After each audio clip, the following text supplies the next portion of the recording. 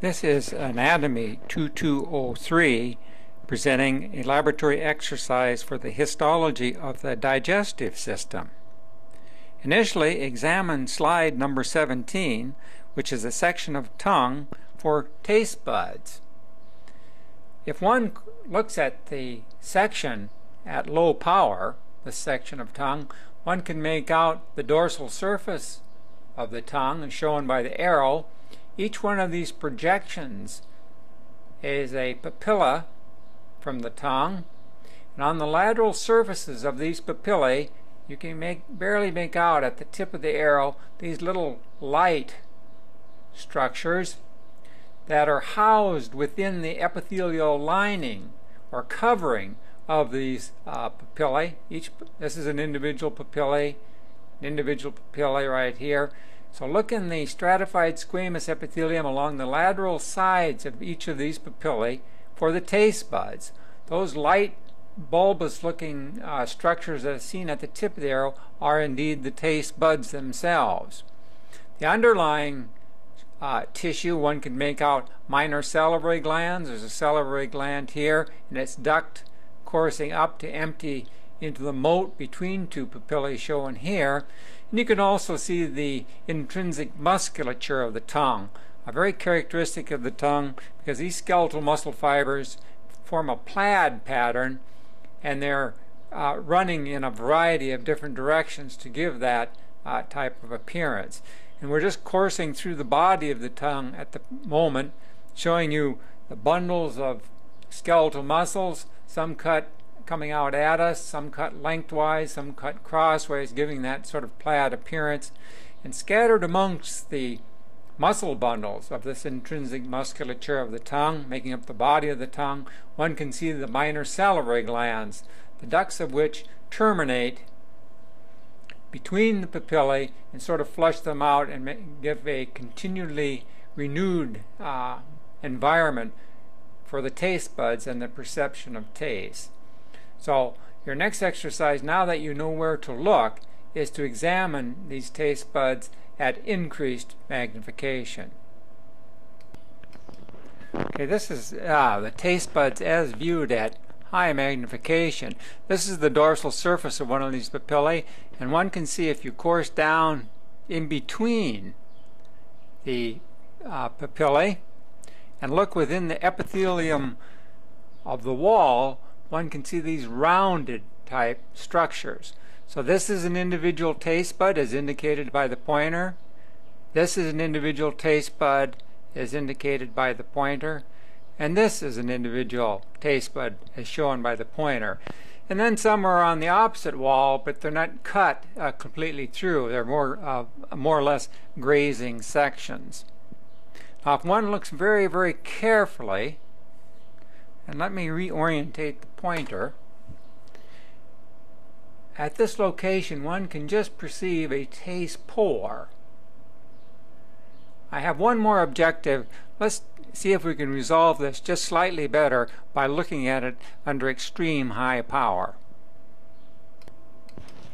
In the field of view one can see three taste buds as seen at an extreme high power with an extremely high powered objective.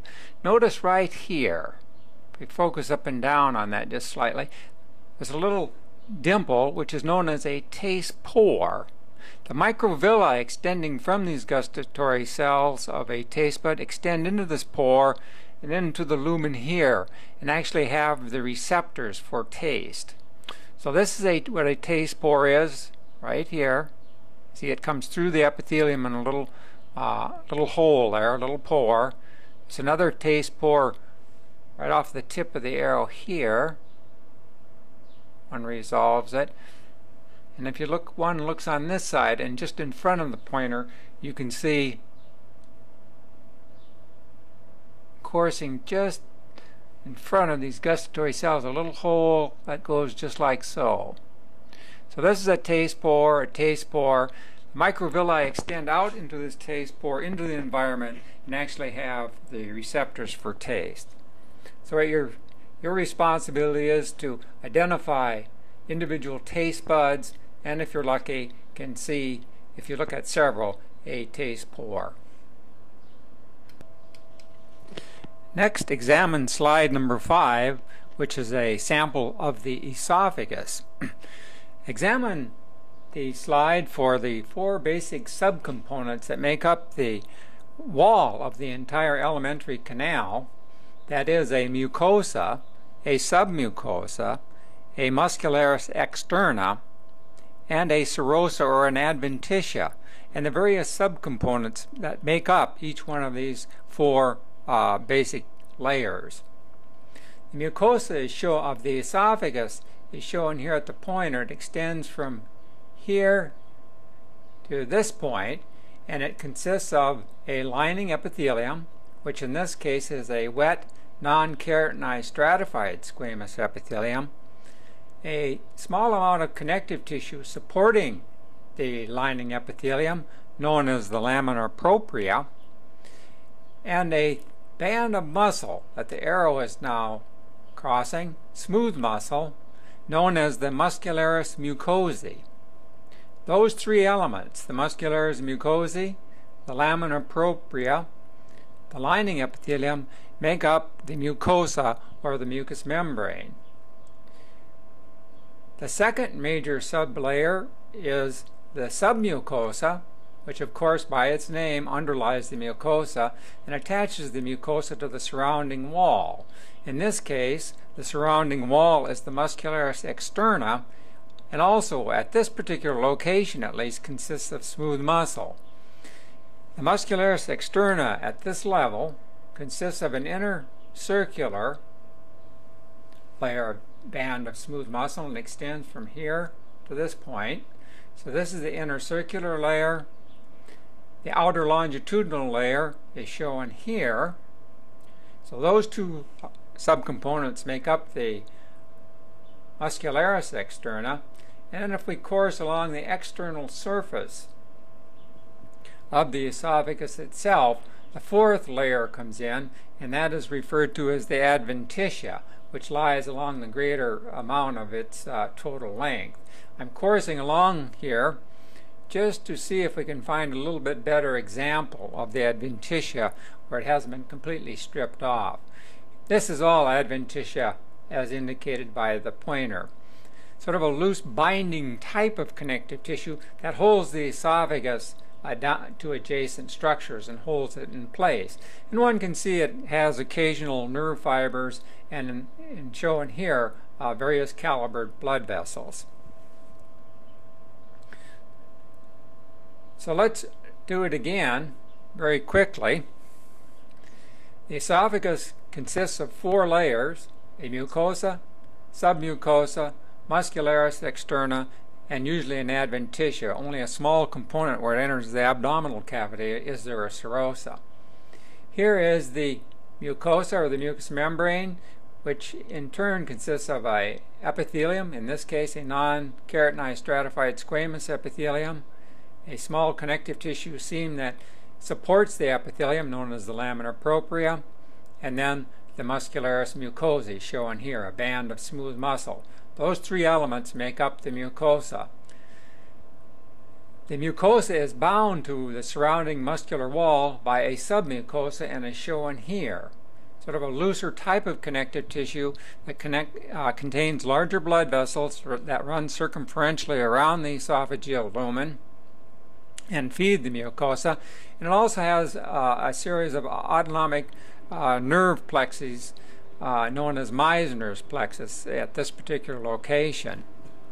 Next we come to the muscularis externa, a very thick muscle wall, which in turn consists of inner circular and outer longitudinal layers of smooth muscle at this particular level, and then finally the adventitia, the 4th and final layer at this location.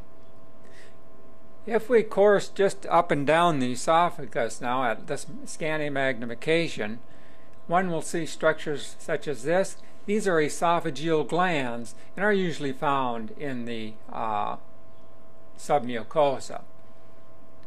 This is another esophageal gland shown here. These are compound tubular glands, usually of the mucus variety. The cells, that is, are mucus type. Another portion of a esophageal gland within the submucosa. Its duct coming up here to terminate in the lumen, and you can see it has some infiltration of lymphocytes at that particular location. This band of dark staining structures here, I think, is one of the Meissner's plexus of ganglion. And you can see there are numerous blood vessels both within the lamina propria and submucosa that we had examined previously. Another esophageal gland, and its duct heading this way to empty into the lumen of the esophagus, and then the end of the section. Now, the other place to look for the autonomic ganglion, or those plexes, we mentioned one, a submucosal ganglion, or Meissner's plexus that is sometimes referred to. If one looks in the connective tissue seam between the inner circular and outer longitudinal layers of smooth muscle of the muscularis externa, one will find this autonomic ganglion, sometimes referred to as a myenteric ganglion or Auerbach's ganglion. There's one shown here. Let's course down and see if we can find perhaps one that's just a little bit better preserved. Another is shown here.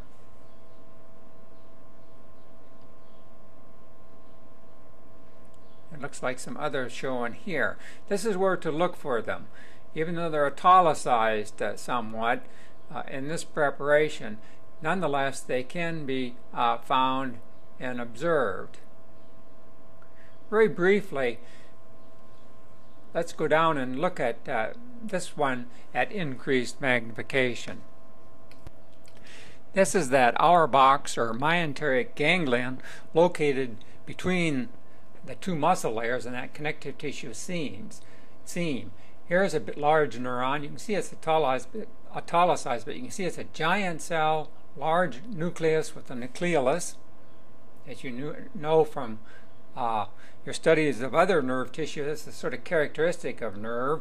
Huge giant cell. There's a portion of one here.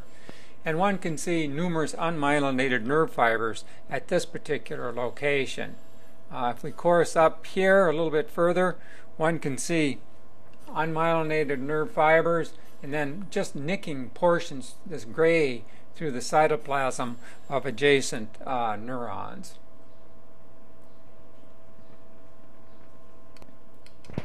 Next, examine slide number 15 as an example of the fundic stomach. Once again, examine the stomach looking for the four basic sublayers, that is a mucosa, a submucosa, the muscularis externa, and a serosa or an adventitia. This is a portion of that slide number 15, the fundic stomach, as seen with the scanning objective. The mucosa extends from where the arrow now indicates, right bordering the lumen, to this particular juncture. In the case of the stomach, the mucosa or the mucous membrane is considerably more complex than that of the esophagus. In the stomach, the mucosa consists of a lining epithelium, as shown at the tip of the arrow, which consists of a simple columnar type of epithelium that is mucin secreting. So it's a very nice tall columnar epithelium, and it is thrown into numerous invaginations that grow down from the surface, from the lumen, as indicated by the arrow. And these invaginations, as shown at the very tip of the arrow with the scanning objective, are known as gastric pits. Emptying into the bases of these gastric pits and occupying the area now being indicated and swept over by the arrow are numerous gastric glands, or glands of the stomach, which are simple branch tubular glands that empty into the bottoms of these gastric pits. The lamina propria is obscured and is surrounding these glands, but one can make it out at increased magnification. The third layer, the muscularis mucosae, is shown here at the tip of the arrow. So this mucous membrane is considerably more complex because of the presence of the glands occupying the lamina propria and almost obscuring it. So we have a surface epithelium lined by a simple columnar epithelium, or consisting of a simple columnar epithelium, a lamina propria, which is shown here, that is absolutely packed and filled with glands, and then finally the muscularis mucosa here. So from this point to here is the mucosa. The submucosa is also shown here, so before we move the particular specimen, and it unites, as did the esophagus, the mucous membrane with the surrounding muscularis externa, forming the stomach wall. It contains larger blood vessels and, once again, Meissner's plexus, or that autonomic plexus of the autonomic nervous system. The muscularis externa is shown here, and like the esophagus, or most of the esophagus, consists of smooth muscle. But in this particular case, in addition to, let me just move this slightly here, a large inner circular and outer longitudinal layer, in addition it has an inner oblique layer, which is shown here, and allows the stomach to have this wringing out type of action, sort of that aids in mechanical digestion. If one envisions wringing out a wet rag, that type of a motion where it twists and curls around and aids in the mechanical digestion of the stomach. So the muscularis externa also is a little bit unique in that it consists of an innermost oblique layer, an inner circular layer, which is by far the thickest and dominant layer, and then an outer longitudinal layer. And finally, it is going to be surrounded by a serosa, that connective tissue shown at the very tip of the pointer. Now, like the esophagus, the submucosa of the stomach is going to contain larger blood vessels that run circumferentially around the lumen of the stomach. Two are shown here. Here it's pulled apart a little bit, and if one goes down and looks at increased magnification, one should find a few elements of the submucosal autonomic nerve plexus or Meissner's plexus. And if one also courses along the connective tissue seam between the inner circular and outer longitudinal layers of smooth muscle of the muscularis externa, the myenteric plexus also can be found and examined. This is an example of the myenteric plexus, this area right in here, seen in the stomach slide number 15, localized in that little connective tissue seam between the outer longitudinal layer of smooth muscle, shown here. You can see the smooth muscle cells cut in a lengthwise profile, and then the inner circular layer where they're cut in cross-sectional profile. This is a neuron here. See the owl's eye appearance with the nucleoplasm that's euchromatic, a very dense, intense nucleolus. The cytoplasm goes out about this far. So this is a very large cell. You can see it in comparison to smooth muscle cells. So this is a neuron here, a neuron here, neuron here, neuron here. And that bubbly-like material is actually unmyelinated nerve fibers cut in cross-sections. And some of these cells within the background in the surrounding area are Schwann cell nuclei. So this is a segment of one of the myenteric, or a myenteric plexus or Auerbach's ganglion. There's one shown here, one shown here, and they're being interconnected by unmyelinated nerve fibers. Now we've briefly gone back up to the mucosal surface, that surface lining the gastric lumen, to look at some of those features at increased magnification. Here's the surface lining epithelium, this tall columnar epithelium, as being indicated by the pointer. It secretes a mucin type of material. Note that these invaginations, as we pointed out earlier, are the gastric pits. Here's one cut in cross section. And if one looks carefully at the base of this gastric pit, one can see opening into it. Let's start down here. This is a gastric gland made up of various cell types. Here's the lumen of the gastric gland, and you can see it is continuous with and empties into the bottom of the gastric pit. Here you can see another little fragment of a gland emptying into this gastric pit here, or its bottom. And you can see the interconnections with the gastric gland with the base of a gastric pit here. Another one's coming in at this angle and emptying into that gastric pit at a little bit higher level. So this is the surface lining epithelium, and these infoldings or invaginations are referred to as gastric pits. Now if we move the field down into the interior just a little bit, all of these structures in here are the gastric glands, or funding glands. It's very difficult to find the lumen of these because they're so packed together and sort of compressed. One can just barely make out in some areas a little bit of the lamina propria that's hidden in the background. And here you can see a few slips of smooth muscle coming from the muscularis mucosae. So the next exercise or next thing that one should do in examining this section is identify two of the specific cell types. These very large acidophilic or orangey appearing cells are parietal cells. These are the cells that secrete the hydrochloric acid. And the reason they're pink staining, and if you look at them under extreme magnification, have a granular appearance to them, is because they are filled with mitochondria. Indeed, 35 or 40% of their volume is made up of mitochondria. So these are the parietal cells that produce both hydrochloric acid and gastric intrinsic factor.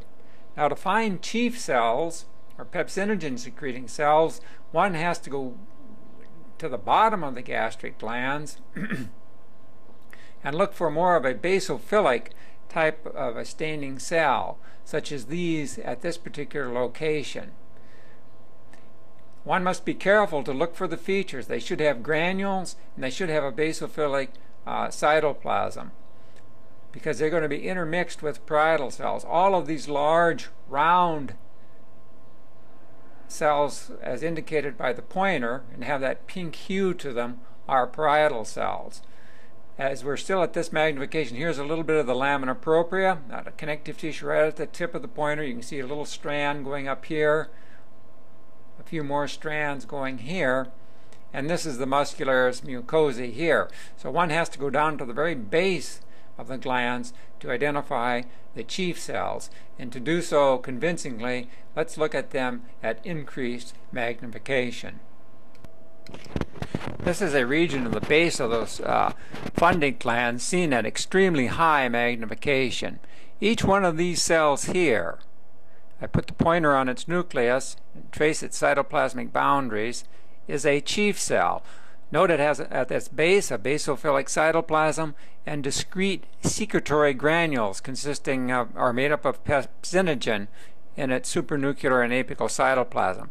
So this is a chief cell, chief cell, chief cell, chief cell, chief cell. These three here are chief cells. Another chief cell here. Now these large cells, like as indicated by the pointer here, with the large central nucleus and acidophilic cytoplasm that's granular in texture, are parietal cells. So this is a parietal cell. This cell is a parietal cell. This cell is a parietal cell. Parietal cell here being crossed by the pointer, parietal cell here. In contrast, chief cells make up this tubule almost. So these are the nuclei of chief cells. You can see the basophilic cytoplasm. They're sort of cut at funny angles, but you can also make out the discrete secretory granules, pepsinogen granules as well. And these tubules these cells right here in this portion of the tubule are all chief cells as well, with a parietal cell that happens to be binucleate being crossed by the pointer now, and a parietal cell being crossed by the pointer here. So this gives you a fairly decent comparison of both parietal and chief cells. just another region, so you have it quite clear in your mind. Parietal cell here. This would be a chief cell. This is a chief cell, parietal cell. Parietal cell, parietal cell. Chief cell, chief cell. So that should help you in your work in identifying these two important cell types. This is slide number 16, a portion of the small intestine known as the duodenum. So it's the first segment of the small intestine. Once again, look for the four basic layers. The mucosa, which extends down this far. Here one can see the muscularis mucosae, the last layer of the mucous membrane. This is submucosa in this instance. Move the field. A muscularis externa, from here to here. Once again, we have inner circular and outer longitudinal layers. And in this particular case, one can make out in this particular segment of the small intestine some serosa. So let's go back up towards the lumen and look at the subcomponents of those four basic layers and some additional features. First of all, each one of these, the mucous membrane is highly folded into structures known as villi. So each one of these projections, these finger-like extensions extending out towards the lumen, even though they can be cut at various angles, from about this point towards the lumen is an intestinal villus. So these are all villi. And if you looked at that from the surface, it gives the small intestine a sort of a velvety type of appearance. So the intestinal villus starts about here and goes thus far. Now between intestinal villi and growing down, you have these tubular structures. Some people refer to them as simple tubular glands, or intestinal glands, or the crypts of Lieberkühn. You can see there are several examples, and we'll look at them at increased magnification in a moment. The core of the villi are filled with the lamina propria. And if one goes beneath the base of the villi, which is shown here where I'm tracing with the arrow, the lamina propria extends down and surrounds these crypts of Lieberkühn, or these simple tubular intestinal glands. So the lamina propria fills the cores of the villi, and beneath the villi surrounds and fills in the space between these simple tubular intestinal glands, or crypts of Lieberkühn. The muscularis mucosae is shown here. So that's the third subcomponent of the mucosa. The lining epithelium, of course, is a simple columnar epithelium we looked at before, with enterocytes, or these absorptive cells with a microvillus border, and scattered goblet cells are there as well. So this is the mucous membrane from here to here. This region here is all submucosa. And in this particular region of the gut, that is the duodenum, it is filled with a mucus-secreting gland known as Brunner's glands, and it occupies the submucosa.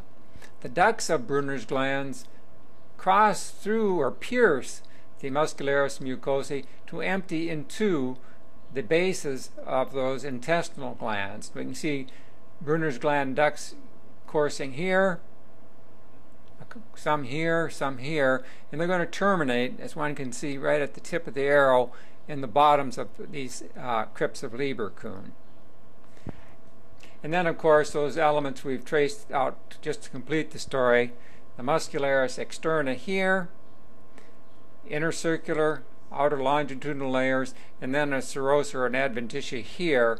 In this case, the small segment here happens to be a serosa, and we'll look at that at increased magnification in a minute. As with other segments of the gut, in the submucosa, in addition to Brunner's glands and blood vessels, one will have a submucosal autonomic plexus, or Meissner's plexus, and in that connective tissue seam, the myenteric plexus, or the plexus of Auerbach, that portion of the autonomic nervous system controlling the muscle contractility of the muscularis externa. Let's look at some of these features now at increased magnification. This is the tip of an intestinal villus as seen at very high magnification. So this entire structure, as indicated by the pointer, is an intestinal villus. Notice that it is covered by a simple columnar epithelium, as you already noted earlier. If we look very carefully right at the tip of the pointer, you can see just barely the microvillus border on all these absorptive cells or enterocytes, giving it this little fringe, as one can see on this side, and you'll be able to see under your microscopes as well. Scattered within it are these little unicellular excretin glands known as goblet cells. You can pick them out by the mucin granules. And something you're not asked to look for, but what I'd like to demonstrate to you is notice this blood vessel, a capillary bed actually. And these are cross-sectional profiles of this intense bed showing you that the enterocytes, or this intestinal epithelium, lies exactly on this huge capillary bed on these villi, has a fenestrated endothelium, fused basement membranes, so materials that are absorbed by these cells go immediately into the blood vascular. So most of the proteins and sugars are absorbed in that manner, and you can see how this tremendously increases absorptive capacity for this particular organ. Now let's trace down this villus. We're now approaching the base of the villus. We're now at its base, and these two structures you can see here are the crypts of Lieberkühn, sort of running along its side or invaginating down at that location. Let me course back up. Surrounding those vessels within the intestinal core is elements of the lamina propria, different connective tissue cell types and what have you. So this is all lamina propria with its various connective tissue cell types. But now let's course down. We're now at the base of the villi. We're seeing these simple tubular glands, or the crypts of Lieberkühn. That's what's being shown here at the pointer. This is the lumen of one of those, so the wall goes from here to here. And it's now the entire structure is being crossed by the pointer. So that's a crypt of Lieberkühn here, or intestinal gland. There's one here, one here, and one here, and they're cut at various angles. Note too that they are surrounded by connective tissue elements of the lamina propria. We now get down and finally touch the muscularis mucosae, which is shown here. So these are the very bottoms of these intestinal glands or crypts of Lieberkühn. We're now going through the muscularis mucosae. These are the mucous tubules of Brunner's glands as we go through this segment at high power.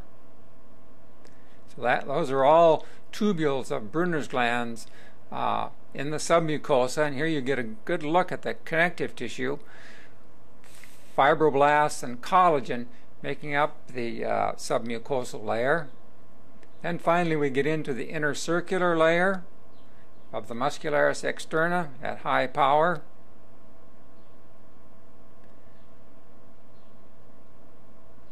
Outer longitudinal layer here that we're just crossing through, though it's difficult at this mag to see one from the other. And finally your first chance to see a true serosa. Change the angle here. An adventitia is just the connective tissue that binds a surrounding structure, the esophagus or part of the intestine, to the surrounding wall. A serosa is equivalent to the visceral layer of the peritoneum. And here we can see that mesothelial layer covering the connective tissue.